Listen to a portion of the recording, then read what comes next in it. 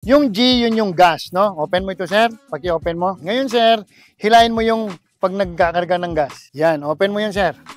O, para alam mo, sir, kung ano yung kakargang mong gas, nakasulat dyan, no? Anong nakasulat? Unleaded. Unleaded. Okay, very good, no? Ngayon, sir, pag nagkakarga ka ng gas, halimbawa, pag hindi aral yung gasoline boy, pag magkakarga ka, bibitawan niya lang ng ganyan, no? So, tendency, magagasgas yung pintura ng sasakyan mo. Pero kapag aral siya, alam niya, isasabit niya dito. Ngayon, pag ganun siya, sir, hindi siya marunong, sabihan mo ng maayos. Ngayon, pag isasarado niya, maririnig mo yung click sound. Yun, okay na. No?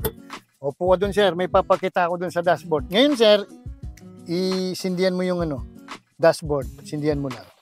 On mo lang. Kahit hindi mo napakan yung yung clutch. Yan. Nakita mo yun, sir? Kulay puti, no? O meron siyang triangle na maliit, no? Yung triangle na maliit yun, ibig sabihin yan, sir, tinuturo niya kung saan yung gas tank mo sa driver side. Yan yung arrow, no? Dito sa left. Yes, no? Para alam mong i-align sa gas station. Okay?